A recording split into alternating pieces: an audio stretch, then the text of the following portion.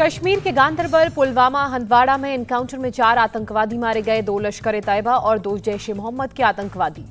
गांदरबल में लश्कर-ए-तैयबा का एक आतंकवादी मारा गया। 2 आतंकवादियों के खिलाफ एनकाउंटर जारी। पुलवामा के चेवाक लान इलाके में एनकाउंटर, जैश-ए-मोहम्मद के 2 आतंकवादी ढेर। हंदवाड़ा के रेजबार इलाके में सुरक्षा बलों और आतंकवादियों के बीच एनकाउंटर जारी। लश्कर का एक आतंकवादी मार गिराया गया। पीएम मोदी के मिशन गुजरात का आज दूसरा दिन। सबसे पहले मुख्य अतिथि के रूप में राष्ट्रीय रक्षा विद्यालय के दीक्षांत समारोह में लेंगे हिस्सा।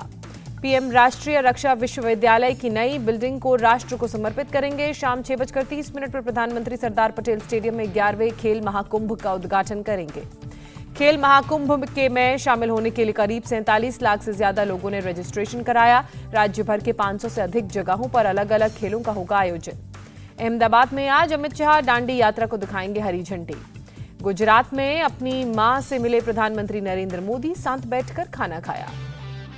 4 राज्यों में शानदार जीत के बाद मिशन गुजरात पर पीएम मोदी अहमदाबाद में मेगा रोड शो किया। फूल बरसाकर लोगों ने पीएम का स्वागत किया।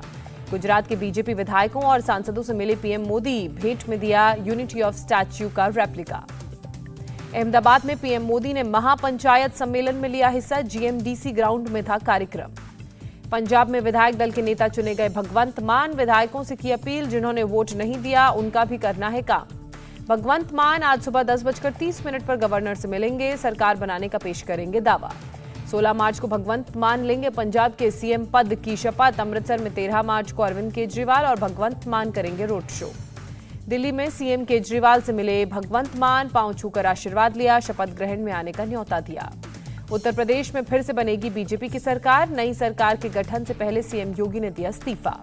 सीएम योगी ने कैबिनेट बैठक के बाद राजभवन में गवर्नर से मुलाकात की।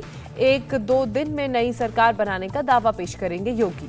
मुख्यमंत्री योगी आदित्यनाथ ने अपने पहले कार्यकाल की आखिरी कैबिनेट की बैठक की।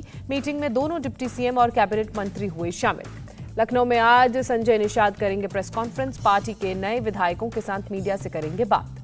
उत्तराखंड में सीएम पद को लेकर कवायद हुई तेज। आज सभी जीते हुए विधायकों से पर्यवेक्षकों के तौर पर धर्मेंद्र प्रधान और पीयूष गोयल करेंगे मुलाकात। उत्तराखंड में हार के बाद सीएम पुष्कर सिंह धामी का बड़ा बयान, पार्टी तय करेगी मेरा अगला रोल, नई सरकार देगी सुशासन। गोवा में सीएम प्रमोद सावंत ने अपने कार्यकाल को आखिरी कैबिनेट मीटिंग की। विधानसभा भंग करने का प्रस्ताव पारित किया।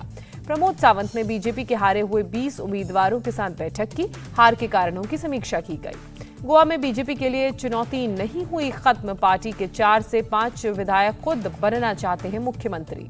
सेंट्रल पार्लियामेंट्री बोर्ड नवनिर्वाचित विधायकों से करेगी मुलाकात। रास्ता निकालने की होगी कोशिश। मणिपुर के सीएम एन बीरेन सिंह ने राज्यपाल को सौंपा इस्तीफा। कहा 19 मार्च तक है मेरा कार्यकाल। शपथ ग्रहण पर इसी के अनुसार होगा फैसला। चुनावी नतीजों के बाद कांग्रेस के G23 नेताओं की बैठक। गुलाम नबी आजाद के घर बैठक में शामिल हुए मनीष तिवारी, अरविंद शर्मा और कपिल सिब्बल।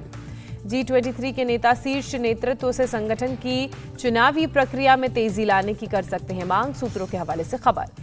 G23 के नेताओं ने कांग्रेस के खराब प्रदर्शन पर चर्चा की। कांग्रेस वर्किंग कमेटी की बैठक के दौरान कांग्रेस पार्टी में सुधार की मांग उठाने का फैसला लिया। अहमदाबाद में आरएसएस की 3 दिवसीय बैठक शुरू हुई। सरसंघचालक मोहन भागवत समेत संगठन के करीब 1200 पदाधिकारी और प्रचारक शामिल। बीएसएफ ने भुज में सर क्रीक एरिया के पास पाकिस्तानी बोट को पकड़ा। कहा पाकिस्तानी घुसपैठिए पाकिस्तान की तरफ भाग गए।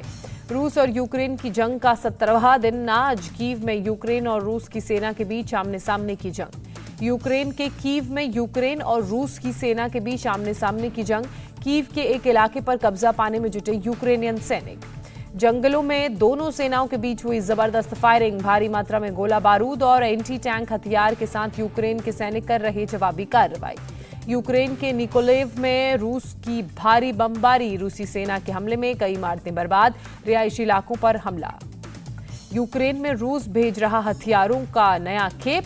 बेलारूस के रास्ते भेजे जा रहे एंटी एयरक्राफ्ट और मिसाइल सिस्टम। यूक्रेन के खेरसों में रूसी सेना ने यूक्रेन के लिए सेना के हथियार नष्ट किए। भारी मात्रा में बर्बाद सैन्य साजो सामान का वीडियो भी जारी किया।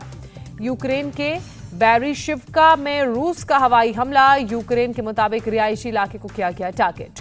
रूसी सेना के हमले 6 लोग इसमें हुए घायल। बड़े पैमाने पर इमारतों को नुकसान पहुंचा। इमरजेंसी सेवा में लोग सहायता में जुटे। यूक्रेन के विनित्सिया शहर में बजने लगे सायरन, लोगों को किया गया अलर्ट। अमेरिकी राष्ट्रपति जो बाइडेन ने कहा, आगा रूस और नाटो में सीधा टकराव हुआ तो तीसरा विश्व युद्ध होगा। अमेरिका के राष्ट्रपति जो बाइडेन ने यूक्रेन के राष्ट्रपति व्लादिमीर जेलेंस्की से की बात, सुरक्षा, मानवीय और आर्थिक सहायता जारी रखने का भरोसा दिया। रूस ने इंस्टाग्राम को किया ब्लॉक, कहा इंस्टाग्राम का इस्तेमाल रूसी सैनिकों को निशाना बनाने के लिए किया जा रहा है। ब्रिटेन ने रूस के 386 सांसदों पर बैन लगाया, ब्रिटेन की यात्रा नहीं कर पाएंगे रूसी सांसद। नए प्रतिबंधों के तहत ब्रिटेन में संपत्ति नहीं खरीद सकेंगे रूसी सांसद, बिजनेस भी नहीं कर पाएंगे। संयुक्त राष्ट्र में भारत के स्थायी प्रतिनिधि टीएस तिरुमूर्ति ने जताई उम्मीद, कहा रूस और यूक्रेन के बीच चल रही बातचीत से निकल सकता है रास्ता। तिरुमूर्ति ने कहा, यूक्रेन और रूस के बीच जारी जंग का कूटनीति के अलावा और कोई विकल्प नहीं। भारत और श्रीलंका के बीच टेस्ट सीरीज का दूसरा मैच आज से बेंगलुरु में खेला जाएगा। Day and night test series में 1-0 से आगे है टीम इंडिया। भारत दूसरे टेस्ट में जीत के इरादे से उतरेगी और जीत में लगातार 15वां टेस्ट ये होगा। सीरीज जीतने का रच सकता है भारत कीर्तिमान, ये कारनामा करने वाला पहला देश भारत। इंडिया टीवी हर वक्त हर जगह डाउनलोड करने के लिए सर्च करें India TV news Google play store या ऐप स्टोर पर।